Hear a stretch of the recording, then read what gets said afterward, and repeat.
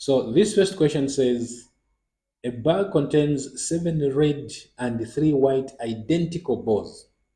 2 balls are taken from the bag at random, one after the other, without replacement. Number one, draw a tree diagram to show all the possible outcomes.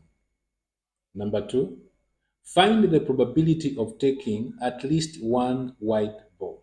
Let us look at how we are going to work with this one. So the first element is that we need information. So what information are we talking about? We are saying we have a bag. Okay, we have a bag like that, and in this bag we have some balls inside. So we are told that in this white bag, okay, it's a white bag.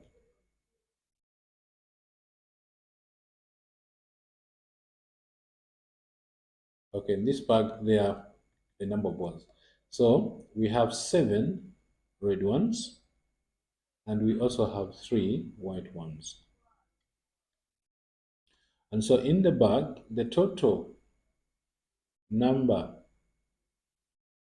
is equal to 7 plus 3, which gives us what? 10. So having done that, then we are going to say the probability of an event, whatever event you're going to talk about, is always equal to the number of favorable event divided by the total number. I'm sure you're aware of all these terms from your lessons in class. Okay. So using this one, we can say the probability of picking a red, let's use R for red. This would be the number of favorables. In case we are talking about the favorables here, it's the red. These are the favorables. So there are 7. Out of the total number is 10, which is equal to 10. And the probability of picking a white is the favorables here is the white. So the white is a 3. And so it is 3 out of the total number 10. So these are the two probabilities. Now, having this information, we can now draw, okay, our tree diagram to represent what we are talking about. So this is the first part we are doing. So now let's talk about the tree diagram here.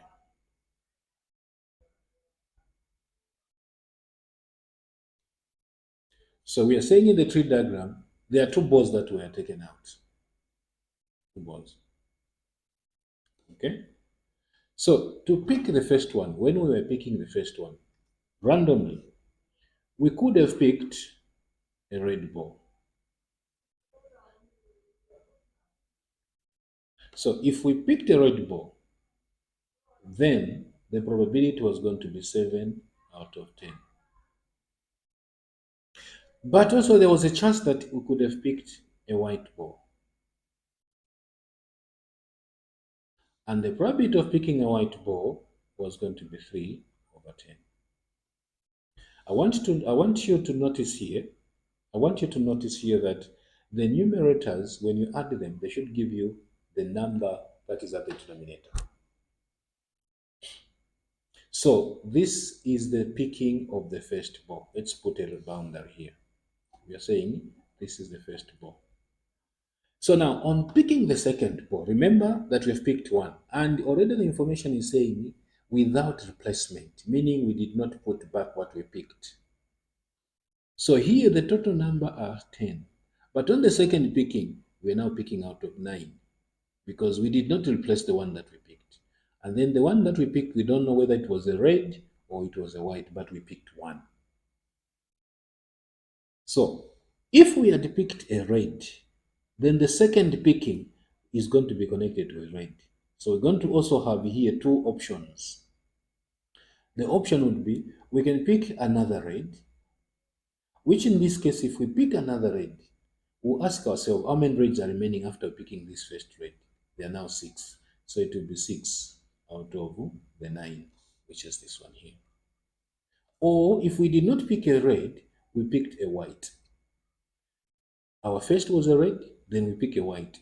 So meaning that we did not pick a white. So our white still maintains to be 3 out of 9. That is our probability. Again, here, notice that when we add the 6 plus 3, we get the denominator. So, if this was not the case, maybe we had picked the first ball as a white ball, then our second picking is connected here. Again, it was going to be an option of either we pick a red or we pick a white ball. So, if we picked a red ball, how many red balls are in the bag? We find that there are still 7 out of 9. And then how many whites? We already have picked a white, meaning the whites have reduced by 1. So we now have 2 out of 9. Remember, if we add 7 plus 2, we still get a 9.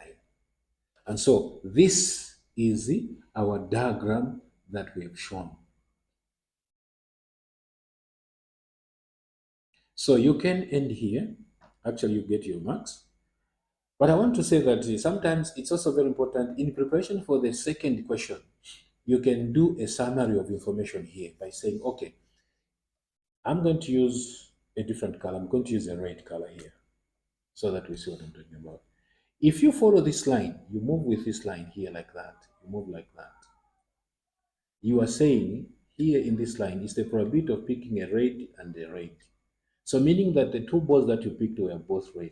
And so here to find the probability, we multiply the 7 over 10 multiplied by the 6 over 9, which gives us 42 over 90. Now you can simplify if you want. For me, I don't usually simplify to this level because I know that I'm going to use these values in the second question, where I will simplify where necessary. Now, if you don't pick that one, we may pick this one, and then we pick this line. So in that case, this will be the probability of picking a red first, then I pick a white on the second. And so this would be 7 over 10 multiplied by 3 over 9, which gives us 21 over 90. If that was not the case, then I could have followed this line. You go down this way, then you come up that way. Meaning that this now will be a probability of picking a white first, then I pick a red. And so this is going to be 3 over 10 multiplied by 7 over 9. Again, this is the 21 over 90. The last option is that, or possible, is that I could have picked this one and then that one there. And so in this case, the probability would be picking a white and then a second white, which would be now 3 over 10 multiplied by 2 over 9, which gives us 6 over 90. So these are the probabilities. Now I want you to take notes. I want you to take note something here. Very, very important. When you pick all these probabilities, you pick all these possible events, meaning you pick that one, you pick that one, you pick that one, and add them together. The answer should always add you to 1.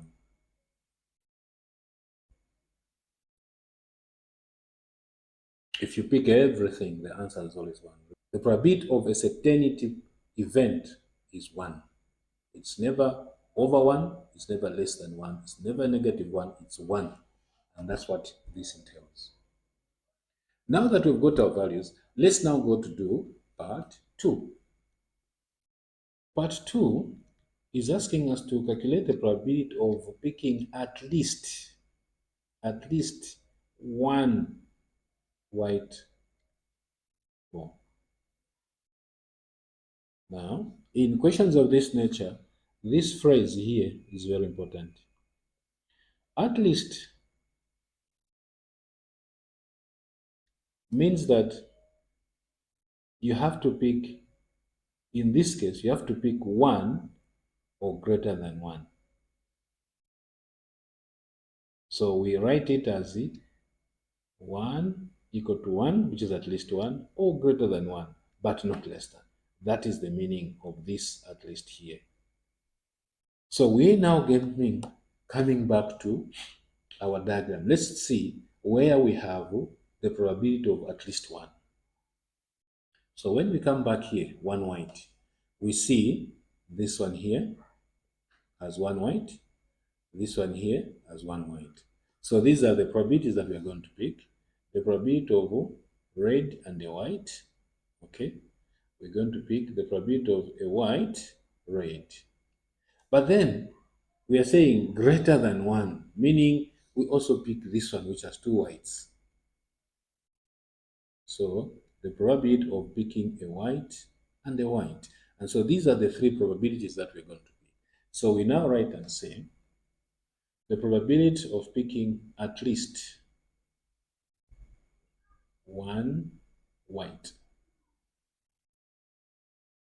is equal to the probability of picking a red white plus the probability of picking a white red plus the probability of picking white white.